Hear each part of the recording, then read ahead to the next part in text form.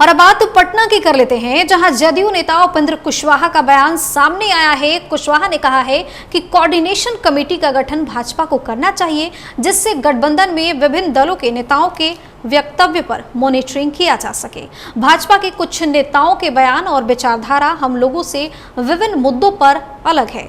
गठबंधन में हम सभी एक है, इस पर जोर देना चाहिए।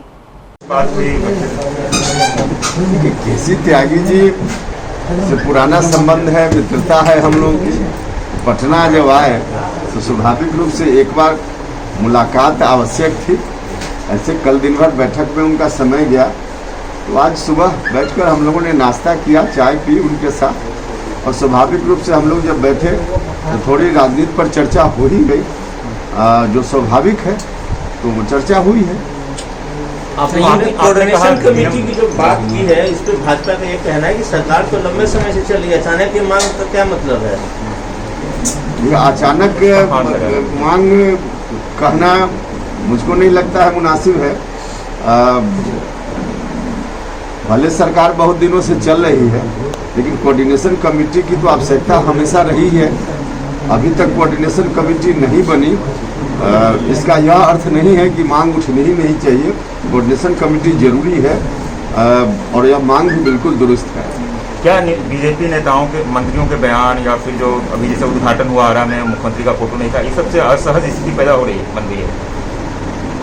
देखिए, हम लोग कोई असहज नहीं है, लेकिन जनता में मैसेज तो ठीक नहीं जाता है इस तरह की गतिविधि से।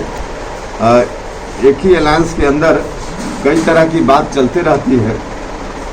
एक ही इशू पर अलग अलग नेता का बयान भी अलग अलग तरह से आते रहता है एक ही पार्टी में।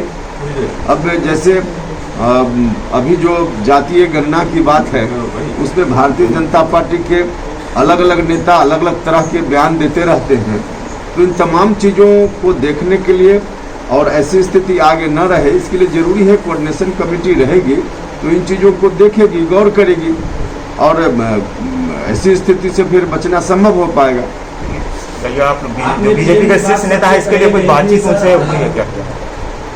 आपने सीएम की बात सबसे पहले कही थी कि प्रधानमंत्री के लायक है नीतीश कुमार, और अब जो है वो राष्ट्र परिषद की बैठक में होने लग गया। क्या आने वाले समय में नीतीश कुमार प्रधानमंत्री के लिए चुनाव लड़ेंगे?